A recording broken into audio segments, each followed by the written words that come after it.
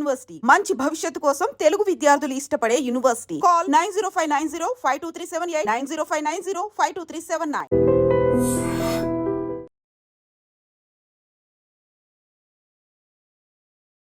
నమస్తే, welcome to I dream social spotlight with కవిత.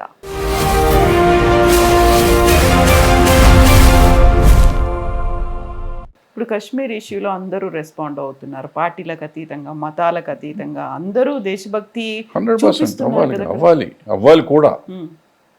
అవ్వాలి కూడా తప్పేం లేదు. అవ్వాలి, అయ్యి తీరాలి కదా మరి. అయితే ఇక్కడ ఏంటంటే 78 సంవత్సరాలు అయిపోయింది. మధ్యలో ఈ డివాల్యుయేషన్ చేసినప్పుడు 2000 రూపీస్ 1000 రూపీస్ 500 రూపాయలు చేసినప్పుడు కూడా ఉగ్రవాదాన్ని తీసేస్తా ఉన్నారు. డిమానిటైజేషన్ చేసినప్పుడు కూడా ఉగ్రవాదం పోతున్నారు. ఇది మరి అంటే మన అవసరానికి మనం ఏదో చెప్తున్నాం తప్ప కశ్మీరీ పండితులను అక్కడి నుంచి తోలేశారు. మనం ఏం చేసాం, తర్వాత ఏం చేసాం, ఎవరేం చేశారు? ఓ సినిమా తీసి మనం డబ్బులు సంపాదించాం తప్ప ఆ పండితులకి ఇవాళకి ఏం చేశారు చెప్పండి? ఎవరన్నా చేయలే. ఈ కాశ్మీర్ని చేశారు. ఇప్పుడు ఇజ్రాయిల్ వస్తే అక్కడికి వెళ్తున్నారు, రష్యా మీద వస్తే ఉక్రెయిన్ మీదకి వెళ్తే చాలా దళాలు వెళ్తున్నాయి ప్రపంచంలో. ఆఫ్ఘనిస్తాన్ మీదకి వస్తే వచ్చారు, ఇరాన్ మీదకి వెళ్ళి చేశారు. మొన్న పాకిస్తాన్లో బిన్ లాడెన్ ఉంటే వెళ్ళి చంపగలిగాం. అంటే టెక్నాలజీ పెరిగింది. మరి ఇవాళ పాకిస్తాన్ పిచ్చేషాలు వేస్తుంటే ఆక్రమిత కాశ్మీర్ని ఎందుకు మనం తీసుకోలేకపోతున్నాం? మనం ఇక్కడ 370 చేసి మొత్తం ప్రభుత్వం అంతా మన కంట్రోల్లోనే ఉంది. ఎన్నికలు నిర్వహించాం, మనమే చేసుకోవచ్చు, అన్ని తీసేసుకోవచ్చు కదా. ఒక్క గంటలో పాకిస్తాన్ని మనం కంట్రోల్ చేస్తాం. రోజు టీవీలో చూస్తాం, మన వాళ్ళు చెప్తున్నారు, స్టేట్మెంట్లు ఇస్తున్నారు. తీసుకొచ్చేయండి, ఎందుకు మళ్ళీ రోజు తీసుకొచ్చేయండి. దేశంలో ఉన్నవాళ్ళు హిందూ అయినా ముస్లిం అయినా దేశద్రోహి అనుకున్న వాళ్ళని కాల్చేయండి, నష్టమేం లేదు. కొంపేమన్నది 140 కోట్లు. ఇటువంటి వాళ్ళు హార్డ్లీ ఎంతమంది ఉంటారు? ఓ 10 లక్షల మంది ఉంటారా? అంతకంటే ఎక్కువ ఉంటారు. అది కూడా నాకు డౌట్. అన్ని లక్షల మంది ఉంటారు నేను నమ్మను. 1 లక్ష మంది ఉంటారు. 1 లక్ష మంది దేశానికి హాని చేస్తూ ఉంటే వాడు హిందూ అయినా ముస్లిం అయినా క్రిస్టియన్ అయినా ఇంకోళ్ళైనా సిక్కు అయినా ఇంకోళ్ళైనా ఎవరైనా కానీ ఉంటే వాళ్ళని ఎరాడికేట్ చేయటం కష్టమా? నిజంగా మీరు లొకేట్ చేయలేరా? ఇవాళ మనం ప్రధానమంత్రి గారు కూడా వచ్చేసి ఏమంటే మీకు అందరినీ ఫోన్లో మోసం చేసి మీ ఆస్తులు తీసుకుంటారని చెప్తున్నారు. ప్రధానమంత్రి అంత చేతకానితనంగా మీరు జాగ్రత్తగా ఉండండి, నేను చేయలేని మీరు చేయండి అంటే మనం ఇంకా దేశాన్ని ఏం పాలిస్తున్నట్టు లెక్క. అంటే ఐఎమ్ నాట్ క్రిటిసైజింగ్ ఇట్. దీంట్లో మన అంత ఆసక్తులుగా ఉన్నామా అనేది నా పాయింట్. ఇవాళ పాకిస్తాన్ వాడు వచ్చి మన మీద అంత ధైర్యంగా పబ్లిక్ అందరూ ఉన్న చోట కాశ్మీర్లో వాడు అంతమందిని చంపేస్తున్నారు. 4 వచ్చి మన పోలీస్ డ్రెస్లు వేసుకుని వచ్చి చంపేస్తున్నారంటే మనం ఎక్కడికి వెళ్తున్నాం? ఇప్పుడు ఒక పోస్ట్ చూశాను నేను. మన ఇందాక చెప్పాను 20,000 మంది 30,000 మంది మన నాయకులకు ఉంటే మరి 4,000 మంది అమాయకులు అక్కడ ఉంటే వాళ్ళకి సెక్యూరిటీ ఎందుకు పెట్టలేకపోయారు? వీళ్ళు పెట్టాలి కదా. కాశ్మీర్ చాలా సెన్సిటివ్ ఏరియా అని తెలుసు కదా మీకు. తెలిసినప్పుడు ప్రతి టూరిస్ట్ స్పాట్లోనూ సెక్యూరిటీ పెట్టుకోవాలిగా. నేను బయటికి వెళ్తే నాకు మాత్రం 10 మంది జెడ్ సెక్యూరిటీని పెట్టుకుంటున్నామే. నన్ను చంపుతారు, నేను ఒక్కడిని చచ్చిపోతే దేశం ఏమైనా నాశనం అయిపోతుందా? దేశానికి గాంధీ గారు పోయారు, నెహ్రూ గారు పోయారు, రాజీవ్ గాంధీ, ఇందిరాగాంధీ, ఇట్లా ఎంతో వాజ్పేయి గారు, ఎంతమంది పోయారు. ఆ దేశం ఆగిందా? లాల్ బహదూర్ శాస్త్రి గారు, ఎంతోమంది పోయారు. దేశం ఆగిందా? ముందుకు వెళ్తానే ఉందిగా. సో వాళ్ళు లేకపోతే దేశం నడవదు అని అనుకోవటం తప్పు. ఎక్కడికి వెళ్తుంది? ఎక్కడ స్వతంత్రం వచ్చింది? నక్సలైట్లు స్వతంత్రం రాలేదంటున్నారు, వీళ్ళు స్వతంత్రం రాలేదు. 70-60 ఏళ్ళు కాంగ్రెస్ వాళ్ళు మనకు స్వతంత్రం తేగలేదు అంటున్నారు. మరి తెస్తే నువ్వు తెచ్చావు. అట్లీస్ట్ కాంగ్రెస్ వాడు సెక్యూరిటీ లేకుండా తిరిగాడు ధైర్యంగా. ఇవాళ నువ్వు సెక్యూరిటీ లేకుండా తిరగట్లేదే. అంటే మనం సమాజం మారిందా, మనం మారామా? ఇప్పుడు బ్రహ్మాండమైన డెవలప్మెంట్ దేశంలో లేదంటే రోడ్లు వేసారు, బ్రహ్మాండమైన రోడ్లు వేసారు. అసలు ఎక్కడి నుంచి ఎక్కడికి వెళ్ళాలన్నా ఈజీగా వెళ్ళిపోతున్నాం. ఒకనొకప్పుడు ఢిల్లీ వెళ్ళాలంటే కొన్ని 100 రోజులు అయ్యేటట్టు ఉండేది. ప్రపంచం అమెరికా వెళ్ళటం ఈజీగా వెళ్ళేవాళ్ళం ఢిల్లీ వెళ్ళటం కంటే. ఇవాళ ఫాస్ట్గా వెళ్ళిపోతున్నాం.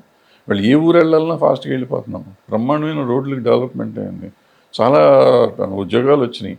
సో డెవలప్మెంట్ ఎట్లా ఉందో దాంతోపాటు అభద్రతాభావం కూడా పెరిగింది, హేట్రెడ్ పెరిగింది, కులతత్వం పెరిగింది, మతతత్వం పెరిగింది.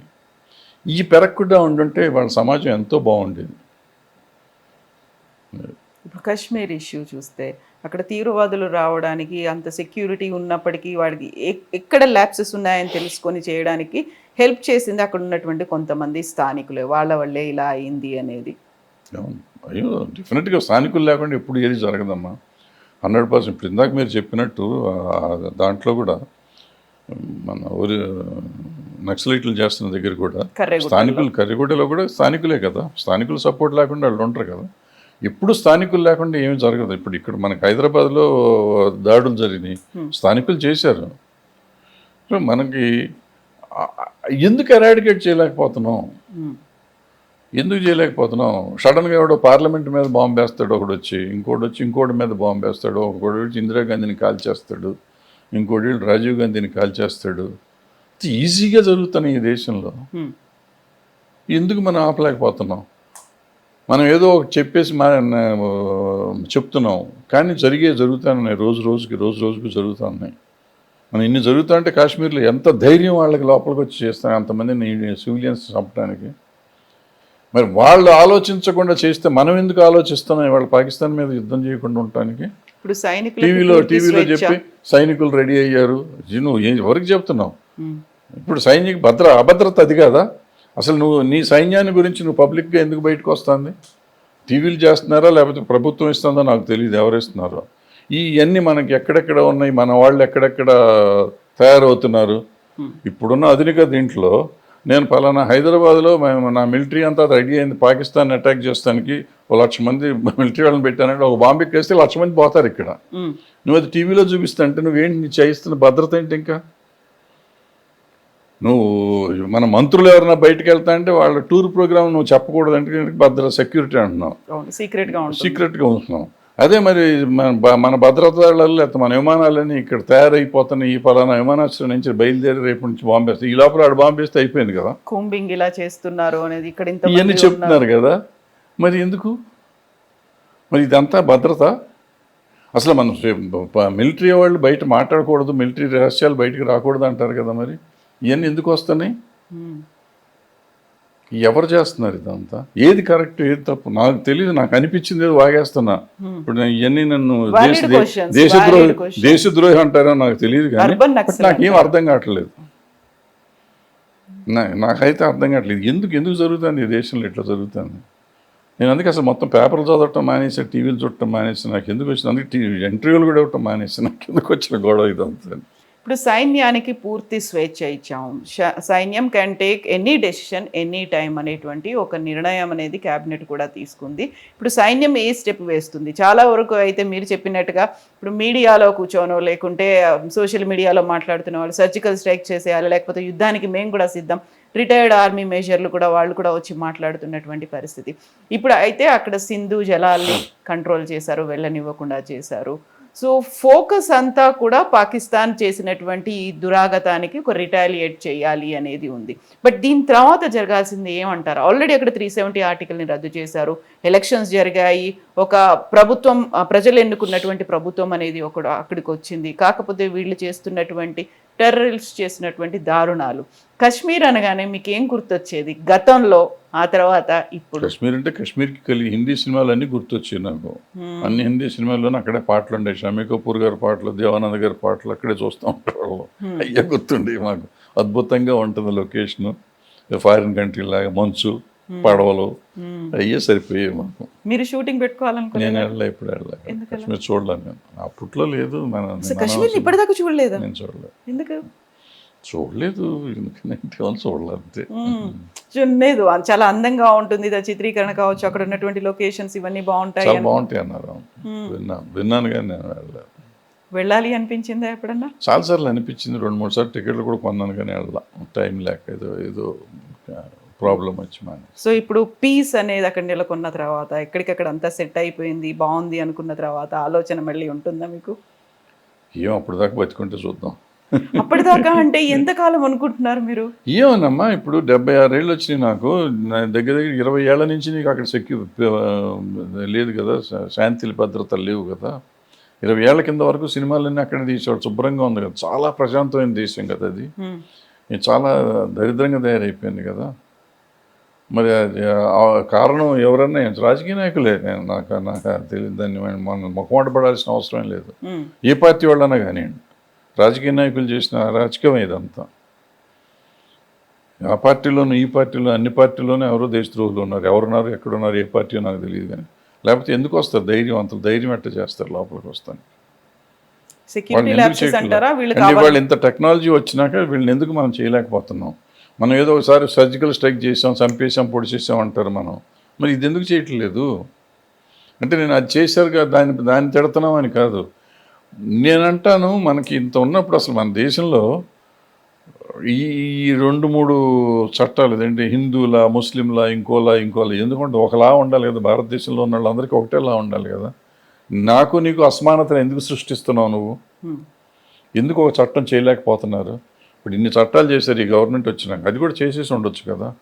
చేసేసి అప్పుడు ఏంటో తెలుసుకుంటే తెలిసే. అనేటువంటి వ్యతిరేక వాదనలు నిరసనలు కూడా ఉన్నాయి కదా. వ్యతిరేక వాదనలు నిరసనలు కూడా ఉన్నాయి కదా. నిరసన దేనికైనా ఉంటుంది కదమ్మా. ఇప్పుడు నేను మీరు చెప్పిన 3,000 మంది దానికి నా నిరసన ప్రదర్శన ఆపుతారు ఎవరన్నా? నేను నా నిరసన ప్రదర్శిస్తున్నానమ్మా. 3,000 మంది మీద కూంబింగ్ ఆపమనండి. నిరసన ప్రదర్శిస్తే నువ్వు ఆపుతావు అంటే నేను నిరసన చాలా వాటికి ప్రదర్శించిన వాటిదన్నా ఆపుతారా మీరు ఆపట్లా. మీరు చేసేది మీరు చేస్తున్నప్పుడు ఇది కూడా మీరు చెప్తున్నారుగా చేసేయండి అంటున్నా నేను భారత పౌరుడికి నాకు హక్కు ఉంది కదా మాట్లాడటానికి. ఇది తప్పులేదు కదా. ఇది ఇప్పుడు చేసేయచ్చు కదా. చేసేస్తే నష్టం ఏంటి? నిన్న ఫారూక్ అబ్దుల్లా గారు పార్లమెంట్లో మాట్లాడితే నేను భారతీయుడిని, భారతదేశం నాది అని చెప్తున్నాడు ఆయన. నేనంటే ప్రతి ముస్లిం అదే చెప్పాలి, చెప్తాడు కూడా. మెజారిటీ నేను అనుకుంటున్నా. కొంతమంది ఉండొచ్చు, కొంతమందికి ఉండొచ్చు. వాళ్ళు ఎవరో కూడా నీకు తెలుసు కదా, నువ్వు ఎందుకు చేయలేకపోతున్నావు? ఏ ప్రభుత్వం ఇవాళ వీళ్ళే కాదు, వీళ్ళు ఈ దేశద్రోహం చేస్తున్న కొంతమంది ఎవరైతే ఉన్నారో అన్ని పార్టీల్లో ఉన్నాడు, హిందువులు కానీ ముస్లింలు కానీ, వీళ్ళు దేశద్రోహులని నీకు అందరికీ తెలుసు. తెలిసిన వాళ్ళని ఎలక్ట్ చేసుకుంటున్నాం మనం. వాళ్ళే మన రిప్రజెంటేటివ్స్ అవుతున్నారు పార్లమెంట్లోనూ, అసెంబ్లీలోనూ. వాళ్ళ వెనకాలే మనం తిరుగుతున్నాం, వాళ్ళ ఓట్ల కోసం మనం తిరుగుతున్నాం. వాళ్ళని ఎందుకు లోపల ఇట్లా? ఎవరికి ఇది లేదు, ధైర్యం లేదు. వాళ్ళని వాడుకోవాలి మనం. మనకి ఎంతకాలం పవర్ మాంగింగ్ పాలిటిక్స్ జరుగుతాయో ఈ దేశంలో ఇటువంటివి జరుగుతూనే ఉంటాయి. సో మనకి యాక్చువల్గా చెప్పాలంటే సామాన్యుడికి పెద్దగా తేడా ఏమి రాదు. ఏది ఎట్లా కాశ్మీర్ ఏమైనా తేడా రాదు, హైదరాబాద్ ఏమైనా తేడా రాదు. ఆ రోజు కొంచెం బాధపడతాం, అయ్యో పాపం పక్కనోడికి ఇట్లా జరిగిందని. మర్నాడు మనకు ఉండే తలకాయ నొప్పులు మనకు ఉన్నాయి. ఇంకొన్ని గురించి ఆలోచించే టైం కూడా మనకు లేదు, ఎవరికీ లేదు. వాడు అంత దారుణమైన పరిస్థితిలో మనం ఉన్నాం.